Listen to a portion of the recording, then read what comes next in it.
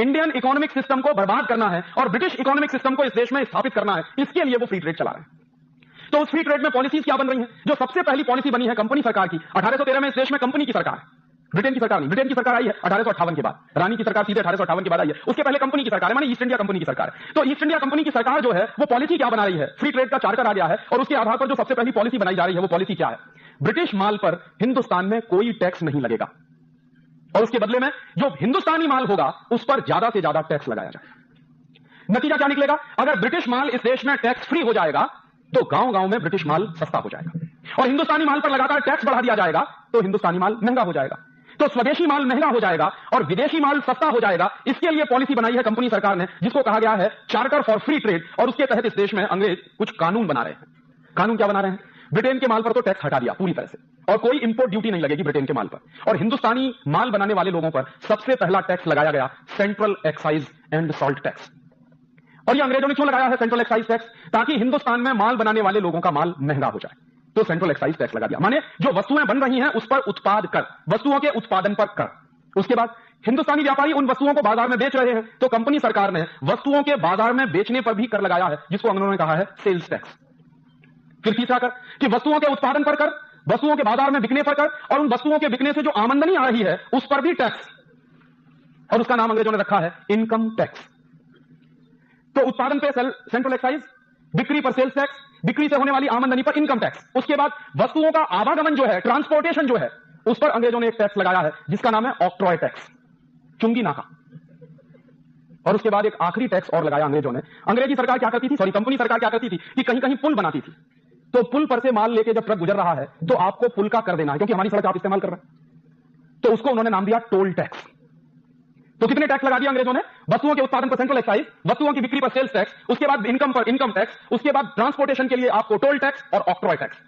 और ये पांचों टैक्स अंग्रेज लगा रहे हैं इस देश के उद्योगपतियों पर, ताकि इस देश के उद्योगपतियों का नाश किया जाए। और इसके बदले में जितना भी ब्रिटेन से माल आ रहा है इस देश में, उस पर से सारे टैक्स हटा लिए गए हैं, क्योंकि ब्रिटेन का माल इस देश के गांव गांव में उनको बेचना है। नतीजे क्या निकलते हैं? जब ये पांचों के पांचों टैक्स लग जाते हैं, और उस जमाने की बात कर रहा हूं आज से लगभग 200 साल पहले की, 1840-1850 में, सॉरी 150 साल पहले की। उस समय मैंने एक दिन हिसाब लगाया कि अंग्रेजी सरकार ने कुल कितना टैक्स लगा दिया हिंदुस्तान के व्यापारियों पर। तो पता चल रहा है कि हर 100 रुपए के व्यापार पर 127 रुपए का टैक्स है। और इस बात की गंभीरता को समझिए कि हर 100 रुपए के व्यापार पर 127 रुपए का टैक्स है। तो एक दिन हाउस ऑफ कॉमन्स में डिबेट चल रही है और एक एमपी कह रहा है कि हिंदुस्तान के व्यापारियों पर इतना टैक्स लगा दिया है, ये सब मर जाएंगे। तो दूसरा एमपी जवाब दे रहा है कि यही हमें करना है। एक दूसरा एमपी खड़ा हो जाता है तो वो कहता है कि दोनों हाथ में लड्डू हैं हमारे, या तो हिंदुस्तानी व्यापारी मर जाएंगे, माने 100 रुपए पर अगर 127 रुपए टैक्स देना पड़ जाए तो या तो वो आदमी मर जाएगा और या वो बेईमान हो जाएगा। और अगर वो बेईमान हो जाएगा तो भी हमारे गुलामी में आ जाएगा, और बर्बाद हो जाएगा तब तो हमारी गुलामी में आने ही वाला है। अब आप ध्यान करिए इन दो बातों को कि इस देश में टैक्सेशन का सिस्टम क्यों लाया जा रहा है? ताकि हिंदुस्तान के व्यापारियों को, पूंजीपतियों को, काम करने वालों को, उत्पादकों को बेईमान बनाया जाए या फिर उनको खलास कर दिया जाए। ईमानदारी से काम करें तो खलास हो जाए और बेईमानी से काम करें तो टैक्स की चोरी करें, और टैक्स की चोरी करें तो हमेशा ब्रिटिश सरकार के अधीन रहें, क्योंकि चोरी करने वाला आदमी कभी आंख में आंख डाल के बात नहीं कर सकता। और इसके लिए फिर उन्होंने डिपार्टमेंट्स बना दिए, income tax department, central excise department, toll tax वाला डिपार्टमेंट, सेल्स टैक्स वाला डिपार्टमेंट, ऑक्ट्रॉय वाला डिपार्टमेंट। और आपको मैं बताऊं कि ये पांचों के पांचों डिपार्टमेंट आज आजादी के 50 साल में भी चल रहे हैं। अंग्रेजों ने इन डिपार्टमेंट्स को बनाया था हिंदुस्तान के व्यापारियों का सत्यानाश करने के लिए। तो मुझे लगता था कि जब 1947 में इस देश में आजादी आई तो अंग्रेजों द्वारा बनाए गए ये पांचों डिपार्टमेंट्स बंद कर देने चाहिए थे, लेकिन वो आज भी चल रहे हैं। और उसी दौर की एक जानकारी और दूं कि अंग्रेजों ने सबसे पहले जब इनकम टैक्स लगाया तो उसकी रेट क्या है, कितना इनकम टैक्स देना पड़ता? तो अंग्रेजों का जो सबसे पहला इनकम टैक्स का रेट है वो 97% का है। माने 100 रुपए की इनकम है तो 97 रुपए का टैक्स आपको देना पड़ेगा, माने सिर्फ 3 रुपया आपको मिलेगा। और आपको शायद ये मालूम होगा, कुछ बुजुर्ग यहां बैठे होंगे इस सभा में, आजादी के 1947 के बाद कम से कम 20-25 साल तक इनकम टैक्स इस देश में 97% लगता रहा है। आजादी के बाद की बात कर रहा हूं। 1970-72 तक 97% ही इनकम टैक्स लगता रहा इस देश में, जबकि आजादी आ गई थी 1947 में। तो मेरा सबसे पहला और गंभीर प्रश्न यह है कि जो टैक्सेशन का स्ट्रक्चर अंग्रेजों ने बनाया, वही टैक्सेशन का स्ट्रक्चर इस समय देश में चल रहा है। अंग्रेजों ने क्यों बनाया? हिंदुस्तानी व्यापारियों को बर्बाद करने के लिए, और हिंदुस्तानी व्यापारी बर्बाद हुए। 1835-1840 में इस देश की क्या स्थिति है व्यापार के क्षेत्र में, उसका एक आंकड़ा है, और ये आंकड़ा statistics British house of Commons की डिबेट से मैंने निकाला। हाउस ऑफ कॉमन्स की डिबेट चल रही है तो एक एमपी कह रहा है कि हिंदुस्तान का व्यापार है कितना पूरी दुनिया में। तो एक सर्वे किया है, और वो सर्वे किया है कई यहाँ के रेवेन्यू ऑफिसर्स हैं जो ब्रिटेन की सरकार के यहाँ पर पोस्टेड हैं, और उनका एक हेड ऑफिसर जिसका नाम है विलियम एडम। तो विलियम एडम कई रेवेन्यू कलेक्शन के ऑफिसर्स को लगाता है सर्वे के काम में, पता लगाओ कि हिंदुस्तान का टोटल ट्रेड कितना।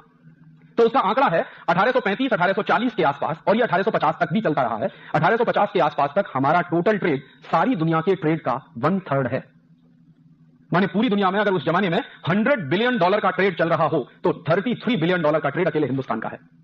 इसको एक दूसरे तरीके से भी कह सकते हैं कि आज से 150 साल पहले इस देश का कुल व्यापार सारी दुनिया के व्यापार का 33% है। और इस बात को एक तीसरे तरीके से ऐसे भी कहा जा सकता है कि 1850 के आसपास तक दुनिया में जो टोटल एक्सपोर्ट हो रहा है उस एक्सपोर्ट में हिंदुस्तान का प्रतिशत 33% है। और आज आजादी के 50 साल के बाद हिंदुस्तान का हिस्सा टोटल वर्ल्ड मार्केट में कितना जानते? रिजर्व बैंक ऑफ इंडिया के फिगर से, ये मेरे नहीं, last year reserve bank of India की रिपोर्ट ये बता रही है कि टोटल वर्ल्ड ट्रेड में हिंदुस्तान का कंट्रीब्यूशन क्या है? 0.01%। हम जब गुलाम हैं अंग्रेजों के, और अंग्रेज इस देश का सत्यानाश करने पर तुले हुए हैं, और 150 साल पहले की ये बातें हैं, तब इस देश में कोई हाईटेक नहीं है, तथाकथित हाईटेक नहीं। हाईटेक तो है, लेकिन ये जो सो कॉल्ड हाईटेक है वो नहीं है। इंडस्ट्रीज का स्ट्रक्चर भी मेगा स्ट्रक्चर नहीं है, माने मेगा प्रोजेक्ट्स इस देश में नहीं है। तब हमारा टोटल वर्ल्ड मार्केट में कंट्रीब्यूशन 33% है। और आज इस देश में लाखों लाख करोड़ रुपए के इन्वेस्टमेंट के बाद, 244 नेशनल पब्लिक सेक्टर के होने के बाद, इतनी विदेशी कंपनियों को बुलाने के बाद, हिंदुस्तान में इतने बड़े बड़े घराने होने के बाद, इतनी हाईटेक लेने के बाद, टोटल वॉल्यूम ऑफ ट्रेड कितना है? 0.01%। तो हम तरक्की की तरफ बढ़ रहे हैं या विनाश की तरफ बढ़ रहे हैं? कहा यह जा रहा है कि आप बहुत तरक्की कर रहे हैं। तो मैं मानता था कि तरक्की होती, अगर 33% वाला ट्रेड हमारा 50% हो गया होता, 70% हो गया होता, तो मानता कि हिंदुस्तान ने तरक्की कर ली। लेकिन यह तो घट के 0.01% पे आ गया। तो हम तरक्की कर रहे हैं या कहीं पीछे की तरफ जा रहे हैं? और इसी के साथ याद आ गई एक बात तो बता रहा हूं, विलियम एडम ने जो सर्वे कराया है, उस सर्वे में कुछ ऐसे आश्चर्यजनक तथ्य हैं जो आप सुनेंगे तो चकरा जाएंगे। विलियम एडम अपनी रिपोर्ट में लिख रहा है कि 1835 1840 के आसपास हिंदुस्तान में स्टील बनाने वाली 10,000 फैक्ट्रियां हैं, आज से 150 साल पहले। और वो जो 10,000 स्टील बनाने वाली फैक्ट्रियां हैं, उनमें जो स्टील बनता है 1850 के आसपास, वो स्टील इस क्वालिटी का है कि आप उसको वर्षों वर्षों तक पानी में पड़ा रहने दीजिए, उस पर जंग नहीं लग सकता। वो मेहरौली का खंभा सैकड़ों साल से खड़ा हुआ है, उस पर 1% भी कहीं जंग नहीं है। और आज आधुनिक टेक्नोलॉजी से बनने वाले किसी भी स्टील को आप अपने आंगन में फेंक दीजिए, 3 महीने बारिश में उसको पड़ा रहने दीजिए, मैं चैलेंज से कहता हूं उस पर जंग लग जाएगा। 150 साल पहले स्टील बन रहा है इस देश में, तो उस पर 1% का जंग नहीं लगता, वर्षों वर्षों तक ऐसे ही है। और 10,000 फैक्ट्रियां स्टील बना रही हैं। और टोटल प्रोडक्शन ऑफ स्टील कितना है उस जमाने में, यह सुनेंगे तो और आश्चर्य करेंगे। टोटल स्टील प्रोडक्शन है 1850 में हिंदुस्तान का एक साल का करीब 80 से 90 लाख टन एक साल का। और आज जानते हैं कितना स्टील प्रोडक्शन है इस समय देश में? मुश्किल से 72 से 75 लाख टन। इतने मेगा प्रोजेक्ट्स हैं, इतना हैवी इन्वेस्टमेंट है, इतने बड़े बड़े सफेद हाथी हमने खड़े किए हुए हैं, तब स्टील प्रोडक्शन है 70 लाख टन के आसपास। और उस जमाने में 10,000 स्टील बनाने की फैक्ट्रियां हैं, तो उनका स्टील प्रोडक्शन है करीब 80 से 90 लाख टन। और हिंदुस्तान 1850 में स्टील एक्सपोर्टिंग कंट्री रहा है। और यह दस्तावेज ब्रिटेन के पार्लियामेंट के हैं, जब एक एमपी कह रहा है कि ईस्ट इंडिया कंपनी के जितने जहाज बनाए गए हैं वो सब हिंदुस्तान के स्टील को इंपोर्ट करके बनाए गए हैं। और उस जमाने में 1850 के आसपास सबसे बढ़िया जो स्टील बनता है वो हिंदुस्तान में बनता है, या फिर एक दूसरा देश है डेनमार्क में बनता है। तो डेनिश स्टील जो माना जाता है वो इंडियन स्टील से उस जमाने में 19 है, और इंडियन स्टील डेनिश स्टील से 21 है। और अगर 10,000 स्टील बनाने के कारखाने हैं और इतना बड़ा स्टील के उत्पादन का तंत्र है, तो जरूर कोई ना कोई जबरदस्त हाईटेक रहा होगा इस देश में। ये एक अलग बात है कि हम उसको जानते नहीं, क्योंकि अंग्रेजों ने वो दस्तावेज नष्ट कर दिए। और उन्हीं अंग्रेजों के दस्तावेजों के कुछ दूसरे हिस्से हैं जिनके आधार पर पता चला है कि हिंदुस्तान में सबसे ज्यादा स्टील प्रोडक्शन होता था 1850 के आसपास सरगुजा में। सरगुजा मध्य प्रदेश का एक इलाका है। इस पूरे सरगुजा में स्टील बनाने के सबसे ज्यादा कारखाने रहे। और सरगुजा में स्टील बनाने के कारखाने क्यों रहे? तो ये बात सब जानते हैं कि सरगुजा में आयरन ओर सबसे ज्यादा है। मध्य प्रदेश का जो इलाका है सरगुजा, उसमें आयरन ओर सबसे ज्यादा है, इसलिए उस जमाने में सबसे ज्यादा स्टील बनाने के कारखाने हैं। और स्टील बनाने का काम कौन करते हैं वहां? तो जिनको आप ट्राइबल्स पीपुल कहते हैं, वो उस जमाने के सबसे बड़े स्टील प्रोड्यूसर लोग हैं, जिनको हम मानते हैं कि ये तो पढ़े लिखे नहीं है, क्योंकि इनके पास डिग्री नहीं है, क्योंकि इन्होंने बीटेक नहीं किया, क्योंकि इन्होंने एमटेक नहीं किया, क्योंकि इन्होंने पीएचडी नहीं किया। लेकिन सच्चाई यह है कि हिंदुस्तान के सबसे बड़े स्टील प्रोड्यूसर हैं वो। और अभी भी सरगुजा के इलाके में, मैंने तो मेरी आंखों से देखा है, आज भी आजादी के 50 साल बाद भी कुछ लोग बचे हैं जो स्टील बनाने की टेक्नोलॉजी जानते हैं। लेकिन दुर्भाग्य यह है कि वो टेक्नोलॉजी आगे तक पहुंच नहीं रही है। वो टेक्नोलॉजी खत्म कैसे हुई? अंग्रेजों ने ये हिंदुस्तान के स्टील बनाने वाले कारखाने बंद कराए। कैसे बंद हुए? अंग्रेजों ने एक कानून बना दिया। कानून क्या था कि पहले जो स्टील बनाने वाले ट्राइबल्स होते थे, वो जंगलों में से जो खाने होती थी, खदानें होती थी, उनमें से स्टील का रॉ मटेरियल ले आते थे और स्टील बनाते थे उससे। अंग्रेजों ने क्या किया कि एक कानून बना दिया कि कोई भी ट्राइबल खदानों में से और नहीं निकाल सकता, और बाकायदा इसको सख्ती से लागू करा दिया। और फिर उन्होंने ये घोषणा कर दी कि खदानों में से अगर और कोई निकालेगा ट्राइबल, तो उसको 40 कोड़े मारने की सजा, और उससे पर भी वो ना मरे तो उसको गोली मार दी जाए।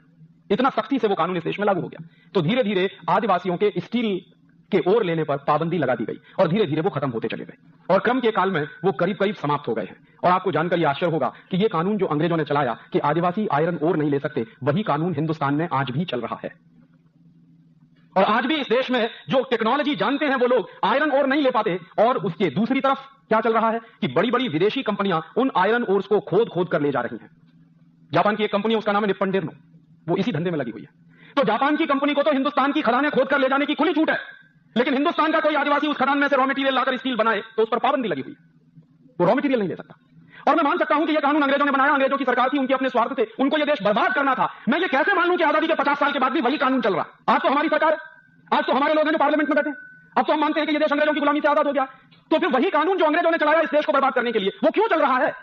और क्यों नहीं कोई राजनीतिक पार्टी इस सवाल पर सोचती कि विदेशी कंपनियां तो रॉ मटेरियल खोद खोद कर ले जा रही हैं। जापान की कंपनी निप्पन डेर्नो जो रॉ मटेरियल ले जाती है वो कौड़ी के दाम में जाता और उससे स्टील बनाकर वापस इसी देश में लाकर बेचती है और फिर दूसरी बार भी मुनाफा लेकर जाती है। यह धंधा तो अंग्रेजों के जमाने में चलता था, वो तो आज भी चल रहा है। कैसे मैं मानूं कि यह देश आजाद हो गया?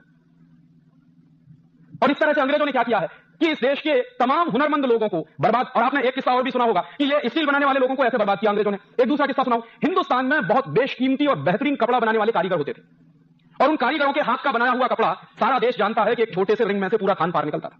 ढाका की मलमल इस देश में बनती थी।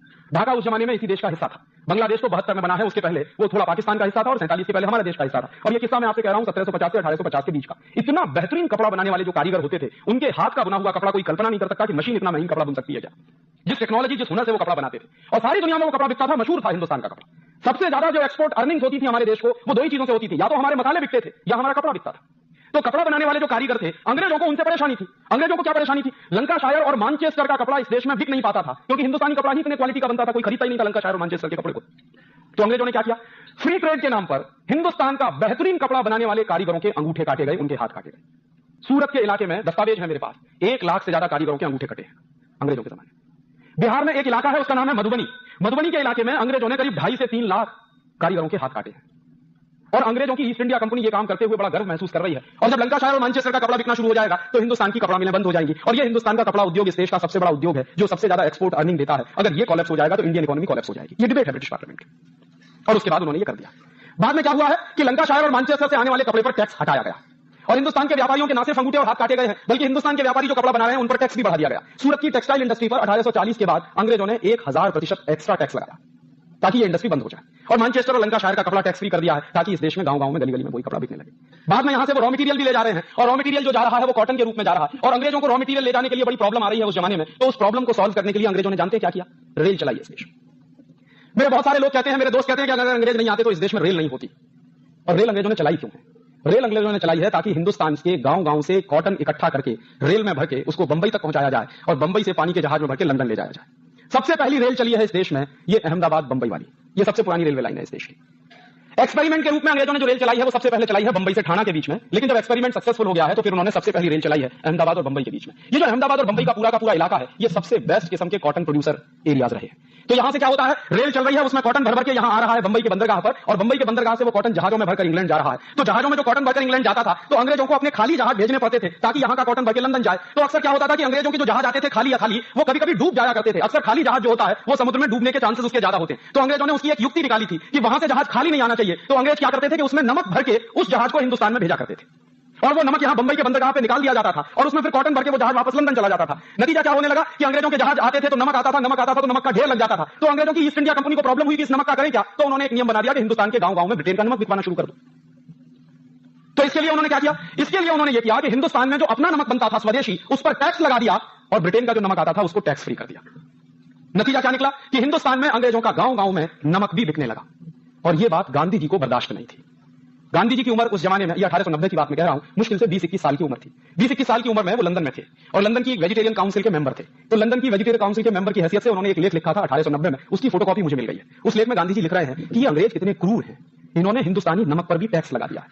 और हिंदुस्तानी नमक पर टैक्स लगा के इन्होंने क्या किया है? गांव-गांव में हिंदुस्तानी नमक महंगा हो गया है। और अंग्रेजों की चाल यह है कि उनका जो ब्रिटिश नमक है वो हिंदुस्तान के गांव-गांव में बिके। और वो क्या कह रहे हैं? वो कह रहे हैं कि अंग्रेजों के दोनों हाथ में लड्डू हैं। इंडियन नमक पर टैक्स लगा दिया है तो इंडियन नमक महंगा हो गया है, उससे रेवेन्यू कलेक्शन भी बढ़ गया अंग्रेजों का, और ब्रिटेन का नमक गांव-गांव में सस्ता हो गया है, उसकी बिक्री से मुनाफा भी हो रहा। और तब गांधी जी कह रहे हैं कि ये तो इतना क्रूर कानून है, इसके खिलाफ तो कुछ होना चाहिए। गांधी जी की उम्र उस समय मुश्किल से 20-21 साल की है, लेकिन उस उम्र में उनके दिमाग में ये मंथन चल रहा है कि कुछ होना चाहिए। और वो मंथन चलते चलते 1930 में नमक सत्याग्रह के रूप में प्रकट हुआ। और गांधी जी ने नमक सत्याग्रह किया क्यों? गांधी जी ने नमक सत्याग्रह इसलिए किया है कि अंग्रेजों का नमक इस देश में बिक रहा है, इंडियन नमक पर टैक्स लगा हुआ है, हिंदुस्तानी लोगों को नमक बनाने से रोका जाता है, अंग्रेजों के लोग इस देश में नमक बनाते हैं और बेचते हैं। इस कानून को मैं तोड़ूंगा और इसके खिलाफ मुझे सत्याग्रह करना है। गांधी जी के साथ इस सत्याग्रह में आने के लिए कोई तैयार नहीं है, तो गांधी जी कह रहे हैं कि मैं अकेले जाऊंगा। उस जमाने में पंडित मोतीलाल नेहरू गांधी जी को चिढ़ा रहे और क्या कह रहे हैं पंडित मोतीलाल नेहरू कि बापू अगर नमक सत्याग्रह करने से आजादी मिल जाए तो कोई भी आजादी ना ले इस देश में। तो मोतीलाल नेहरू को गांधी जी कह रहे हैं कि पंडित तुम एक बार नमक कानून तोड़कर देखो तो तुमको पता चल जाएगा कि आजादी आती है कि नहीं आती। और इस देश में नमक सत्याग्रह आजादी के प्रतीक के रूप में उभर कर आया।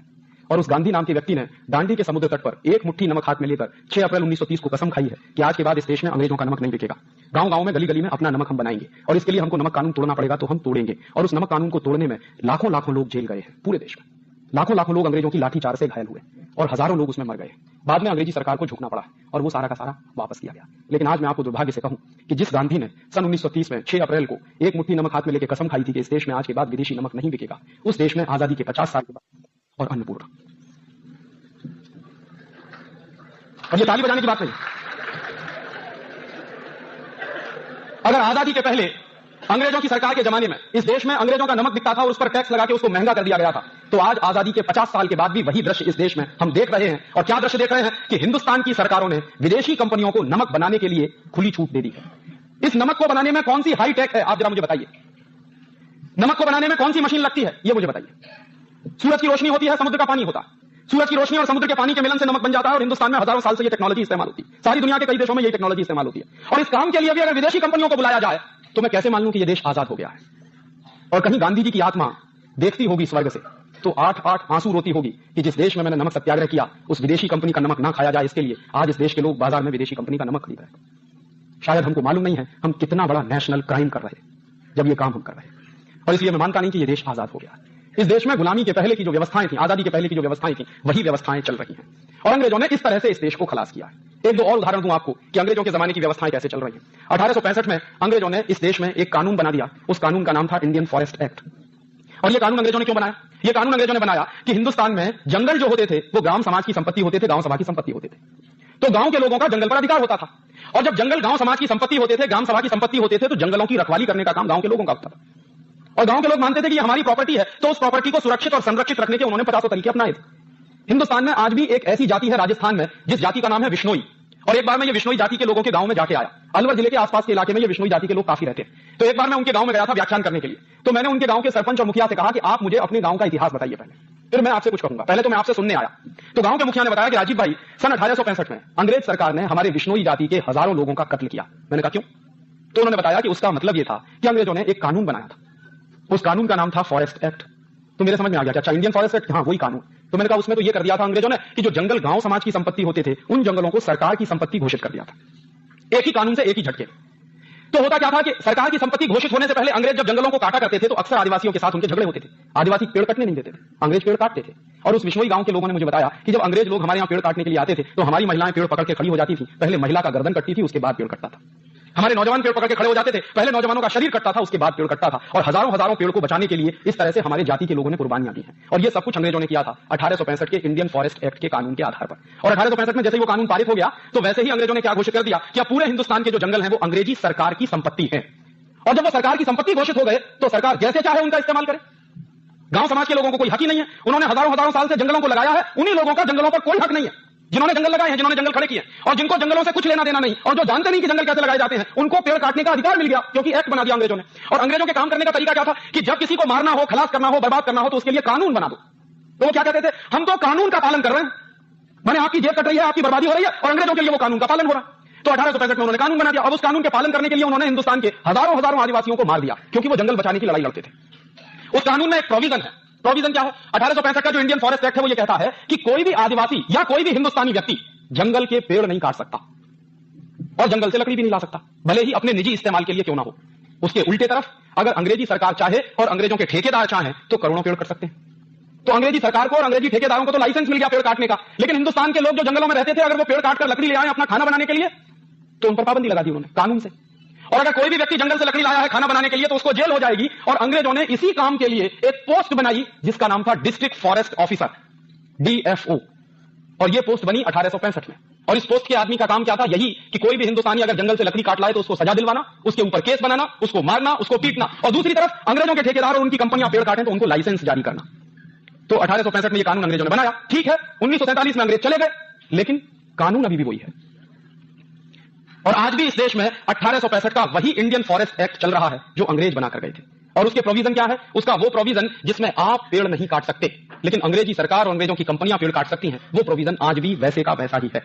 अगर आपकी सोसाइटी में कोई पेड़ लगा हो और वो पेड़ आपकी सोसाइटी की दीवार गिराने वाला हो, आप उस पेड़ को काट नहीं सकते। और अगर आपने वो पेड़ काट दिया तो आपकी शिकायत कर दे कोई आदमी डीएफओ से, तो आपके ऊपर केस चलेगा। ये कानून आज भी है। और दूसरी तरफ कुछ विदेशी कंपनियां हैं इस देश में जो हर साल करोड़ों करोड़ों पेड़ काटती हैं और इस देश का सत्यानाश कर रही हैं। उनको लाइसेंस मिला हुआ है। जैसे एक कंपनी है, उसका नाम है आईटीसी, इंडियन टोबैको कंपनी। नाम से ऐसा लगता है जैसे ये हिंदुस्तानी, लेकिन मूलतः ये अमेरिका और ब्रिटेन के पैसे से चलने वाली कंपनी। ये कंपनी क्या करती है? सिगरेट बनाती है। और एक साल में इस कंपनी के हिंदुस्तान में 90 अरब सिगरेट बनते हैं। और वो 90 अरब सिगरेट बनाने के लिए इस कंपनी को कागज की जरूरत होती है, क्योंकि सिगरेट की जो तंबाकू होती है वो तो खेतों में पैदा हो जाती है, लेकिन तंबाकू के ऊपर जो कागज लपेटा जाता है वो तो बनाना पड़ता है। और वो कागज लपेटकर जो सिगरेट की स्टिक बन जाती है उसको पैकेट के अंदर बंद करना पड़ता है, तो पैकेट के लिए भी कागज बनाना पड़ता है। फिर उनकी एडवर्टाइजमेंट करनी पड़ती है कंपनी को, तो उसके लिए पोस्टर चाहिए, तो उसका भी कागज बनाना पड़ता है। तो ये company on an average 500 cigarette बनाने के लिए एक पेड़ काटती है। और हर साल ये कंपनी 1400 करोड़ पेड़ काट देती है। उसको लाइसेंस मिला हुआ है। आप अगर एक पेड़ काटें तो आपको जेल हो जाएगी। ये कानून किसका है? ये कानून अंग्रेजों के जमाने का। क्यों चल रहा है? इसका जवाब कौन देगा? 1947 में हम आजाद हो गए थे, ये कानून खत्म हो जाना चाहिए था, लेकिन क्यों चल रहा है अभी भी ये कानून, आजादी के 50 साल बाद तक? और अंग्रेजों ने जो जंगल गांव समाज की संपत्ति थे वो छीनकर सरकार की संपत्ति घोषित कर दी है। 1947 में जो सरकार आई थी उसको सबसे पहला काम यह करना चाहिए था कि जंगलों को वापस गांव समाज की संपत्ति घोषित करना चाहिए था, लेकिन वो तो नहीं हुआ आज तक। तो कैसे मैं मानूं कि ये देश आजाद हो गया? 1894 में अंग्रेजों ने एक कानून बनाया, उसका नाम था लैंड एक्विजिशन एक्ट। और ये लैंड एक्विजिशन एक्ट क्या था? गांव-गांव के लोगों की जमीन हड़पने के लिए अंग्रेजों को एक कानून की जरूरत थी, क्योंकि अंग्रेजी पुलिस ऑफिसर जो होते थे वो गांव-गांव में जाते थे, लोगों को मारते थे, पीटते थे, उनकी जमीन हड़प लेते थे। और ना सिर्फ जमीन हड़पते थे बल्कि हिंदुस्तान के बड़े-बड़े राज्य भी लोग अंग्रेजों ने हड़प लिए थे। यहां के जो कई राजा थे उनकी स्टेट हड़प ली थी अंग्रेजों ने। और ऐसा एक किस्सा तो आप सबको मालूम होगा, झांसी की रानी लक्ष्मीबाई की स्टेट को अंग्रेजों ने हड़प लिया था। और झांसी की रानी लक्ष्मीबाई की स्टेट को जब अंग्रेजों ने हड़प लिया था तो उसी के लिए झांसी की रानी ने युद्ध किया था। बाद में झांसी की रानी की हत्या कराई थी। इसी देश के कुछ गद्दारों ने मिलकर झांसी की रानी को मरवाया था अंग्रेजों के साथ, उसको धोखे से। और वो गद्दार खानदान इस देश में अभी भी मौजूद है। तो झांसी की रानी की हत्या हुई थी। मामला क्या था कि स्टेट थी झांसी की, उसको हड़प लिया था। तो अंग्रेजों का एक ऑफिसर था, उसका नाम था डलहौजी। डलहौजी अक्सर ये कहा करता था कि ये हमको हमेशा स्टेट हड़पनी पड़ती है, गांव-गांव की संपत्ति हमको हड़पनी पड़ती है, और इसके लिए हमको बड़ी हिंसा करनी पड़ती है और अंग्रेजों को बड़ी मुश्किल भी सहन करनी पड़ती है। क्यों ना इसको हड़पने का एक कानून बना दिया जाए? तो उन्होंने संपत्ति गांव की हड़पने का कानून बना दिया, जिसका नाम हो गया लैंड एक्विजिशन एक्ट। और वो लैंड एक्विजिशन एक्ट आज से 103 साल पहले अंग्रेजों ने बनाया, ताकि गांव-गांव की जमीन को छीना जाए, किसानों की जमीन को छीन लिया जाए, और वो जमीन छीनकर अंग्रेजी सरकार ईस्ट इंडिया कंपनी को बेचे या किसी विदेशी कंपनी को बेचे। ये धंधा करती थी उस जमाने की अंग्रेज सरकार। और आपको मैं बताऊं कि दुर्भाग्य आज हमारा ये है कि वो 103 साल पुराना कानून आज भी इस देश में चल रहा है। बस इतना फर्क हुआ है कि उस जमाने में अंग्रेज सरकार इस देश के गांव की जमीन छीनकर विदेशी कंपनियों को बेचती थी। अब हमारी सरकारें गांव के किसानों की जमीनों को छीनकर विदेशी कंपनियों को बेच रही है। इतना ही फर्क है। पहले जो धंधा अंग्रेज करते थे, अब वही धंधा भारत की सरकारें कर रही हैं, तमाम प्रदेशों की सरकारें कर रही हैं। और ये सरकारें तर्क क्या देती हैं कि देश के प्रगति के लिए, देश के भले के लिए गांव की जमीन छीनकर विदेशी कंपनियों को देना बहुत जरूरी है। और उसी के आधार पर क्या हुआ है, पिछले 5 वर्षों में सन 1991 से लेकर 1996 के बीच में महाराष्ट्र की हजारों हेक्टेयर जमीन विदेशी कंपनियों को बेची गई है। हजारों हेक्टेयर जमीन गांव के लोगों से छीनकर, उनकी पिटाई करके, उनको मारकर, उनको डरा के, उनको धमका के उनकी जमीनें छीनी गई हैं और विदेशी कंपनियों को दी गई। गुजरात में पिछले 5 साल में हजारों हेक्टेयर जमीन किसानों की छीनकर विदेशी कंपनियों को बेची गई है। और हिंदुस्तान का कोई एक प्रदेश ऐसा नहीं है, कर्नाटक में हजारों हेक्टेयर के जंगल कटवाए गए हैं ताकि विदेशी कंपनियों के कारखाने वहां लग सकें। कोजेंट्रिक्स की बिजली की जो परियोजना आ रही है कर्नाटक में, वो इसी आधार पर आ रही है कि दक्षिण के वो जो पश्चिम घाट है वहां का, उसके जो बेहतरीन जंगल है उनको कटवाया जाए और विदेशी कंपनी की परियोजना चले वहां पर। यह धंधा तो अंग्रेज सरकार करती थी इस देश में। अगर वही धंधा आजादी के 50 साल के बाद हमारी सरकार कर रही है तो इसको मैं अंग्रेजी सरकार कहूं कि हिंदुस्तानी सरकार कहूं? और मैं कैसे मान लूं कि यह देश आजाद है? जिस तरह से अंग्रेज जमीन छीना करते थे गांव-गांव की, वैसे ही जमीन अगर आज छीन रही है और दी जा रही है विदेशी कंपनियों को, तो कैसे माने कि यह देश आजाद हो गया? काम तो वही चल रहे हैं, देश तो वैसे ही चल रहा, सरकारें तो वैसे ही काम करती हैं जैसे अंग्रेजों के जमाने में करती थी। 1860 में अंग्रेजों ने एक कानून बनाया, उसका नाम था इंडियन पुलिस एक्ट। और ये जो 1860 का इंडियन पुलिस एक्ट बनाया, अंग्रेजों ने क्यों बनाया? इसलिए बनाया कि 1857 में इस देश में क्रांति हो गई थी, विद्रोह हो गया था, बगावत हो गई थी सारे देश में। मंगल पांडे को फांसी की सजा हुई थी बैरकपुर की छावनी में और सारे देश में आग लग गई थी। गांव-गांव में नौजवान खड़े होने लगे थे, युवकों के मंडल आ गए थे और वो युवकों के मंडल फिर अंग्रेजी सरकार के लिए खतरा पैदा करते थे। तो अंग्रेजी सरकार ने हिंदुस्तान के क्रांतिकारियों को पीटने के लिए, मारने के लिए, उन पर गोली चलाने के लिए एक स्पेशल कानून बनाया जिसका नाम था इंडियन पुलिस एक्ट। और उस पुलिस एक्ट में उन्होंने क्या किया कि हर अंग्रेजी सिपाही के हाथ में एक डंडा पकड़ा दिया कि तुम हिंदुस्तानी क्रांतिकारियों पर लाठी चार्ज कर सकते हो। और कानून कैसे बनाया? कानून ऐसे बनाया कि हर अंग्रेजी पुलिस ऑफिसर को, हर अंग्रेजी सिपाही को हिंदुस्तान के क्रांतिकारियों पर लाठी चार्ज करने का अधिकार होता था, जिसको तकनीकी भाषा में मैं कहता हूं कि हर अंग्रेज ऑफिसर को राइट टू ऑफेंस था, लेकिन पिटने वाले को राइट टू डिफेंस नहीं था। और जैसे अंग्रेज सिपाही किसी को पीट रहा है, बदले में अगर वो व्यक्ति जो पीट रहा है वो अंग्रेजी सिपाही को पीट दे, तो केस उस व्यक्ति के ऊपर चलता था जिसने अंग्रेज सिपाही को पीटा, ना कि अंग्रेज सिपाही के ऊपर जो पीट रहा है। इसी को तकनीकी भाषा में कहते हैं कि हर अंग्रेज को राइट टू ऑफेंस था, लेकिन पिटने वाले को राइट टू डिफेंस नहीं था। और इस काम के लिए अंग्रेजों ने हर सिपाही के हाथ में डंडा पकड़ा दिया और उस डंडे के बाद इस देश में दनादन लाठीचार्ज होना शुरू हो गया। और जो कानून अंग्रेजों ने बनाया था 1860 में, वही कानून आज भी चल रहा है इस देश में। और आपको शायद मालूम नहीं होगा कि हिंदुस्तान का हर कांस्टेबल हाथ में डंडा लिए क्यों घूमता है। यह हिंदुस्तान के हर कांस्टेबल के हाथ में डंडा किसने दिया? कानून कौन सा है जो हाथ में वो डंडा लेके घूमता? वो कानून अंग्रेजों के जमाने का है, 1860 का। और वो डंडा क्यों दिया? ताकि हिंदुस्तानी लोगों को पीटो, अपने ही भाइयों को पीटो। हमारे बहुत सारे लोग अंग्रेजी सरकार में नौकरी करते थे, अंग्रेजी पुलिस में नौकरी करते थे, तो हिंदुस्तानी अधिकारियों से हिंदुस्तानियों को पिटवाते थे। अंग्रेज ऑफिसर बाद में आते थे, पहले हिंदुस्तानी भाइयों को पीटते थे। और यह दृश्य मैं मान सकता हूं कि 1860 में चलता होगा जब यह देश गुलाम होगा अंग्रेजों का। आज आजादी के 50 साल के बाद भी अगर वही दृश्य हमको देखने को मिले तो कैसे मान के देश आजाद हो गया? और इसी 1860 के इंडियन पुलिस एक्ट के आधार पर, क्योंकि हर अंग्रेजी पुलिस ऑफिसर को राइट टू ऑफेंस होता था और मरने वाले को राइट टू डिफेंस नहीं होता था, इसी आधार पर गोलीकांड हुआ था 13 अप्रैल 1919 को जलियांवाला बाग में। और जलियांवाला बाग में जो गोलीकांड हुआ था 13 अप्रैल 1919 को, उसमें हुआ क्या था? 20,000 क्रांतिकारियों की एक मीटिंग चल रही थी शांतिपूर्वक, जिसमें कहीं कोई उत्तेजना नहीं थी। और एक भी क्रांतिकारी के हाथ में ना लाठी थी, ना डंडा था, ना बंदूक थी, ना पिस्तौल थी, कुछ भी नहीं थी। और उन क्रांतिकारियों के ऊपर गोली चलाने का आदेश दिया डायर ने। और डायर ने जिस तरह से गोली चलाई, वो जलियांवाला बाग जिसने देखा हो, मैं तो वहां 3 बार गया हूं, उसमें घुसने के लिए बहुत छोटा सा रास्ता है, मुश्किल से 3.5 फीट का रास्ता, बहुत छोटा। उस रास्ते पर डायर ने तोप ले जाके लगा दी कि कोई भाग ना सके, और चारों तरफ से वो घिरा हुआ है, बड़ी बाउंड्री है उसकी। तो 20,000 लोगों की मीटिंग चल रही थी, डायर अंदर घुसा, फौज उसकी बिखर गई और बिना चेतावनी दिए गोली चला दी। 18 मिनट तक बराबर फायरिंग होती रही और 18 मिनट की फायरिंग में 2,000 लोग मर गए वहीं पर। और 2,000 लोग मर गए। बाद में डायर के ऊपर जब केस चला था तो उसने बयान दिया था कि मेरे पास गोलियां खत्म हो गई थी, अगर होती तो और आधा घंटे चला था। तो जब वो गोलियां चली 2,000 लोग मर गए और बाकी लोग जो मरे वो भगदड़ से मरे, जो बच गए वो कुएं में कूदे जान बचाने के लिए, कुएं में कूदे तो वहां मरे। और उन गोलियों से मरने वाले लोगों के जो दृश्य होते थे, इतने भीवत्स तरह से लोगों को मारा है उन्होंने, इतनी नृशंसता से, इतने क्रूर कृत्यों से उन्होंने मारा लोगों को। बाद में डायर के ऊपर जब केस चला तो डायर बाइज्जत बरी हो गया, उसको फांसी की सजा नहीं हुई। क्यों नहीं हुई? क्योंकि जज ने कहा कि 1860 का जो पुलिस एक्ट है वो डायर को गोली चलाने का अधिकार देता है, मरने वाले को राइट टू डिफेंस नहीं देता, इसलिए डायर का कोई कसूर नहीं। और डायर को ना सिर्फ छोड़ दिया गया बल्कि उसको लंदन में बड़े भारी सम्मान के साथ एक उपाधि दी गई।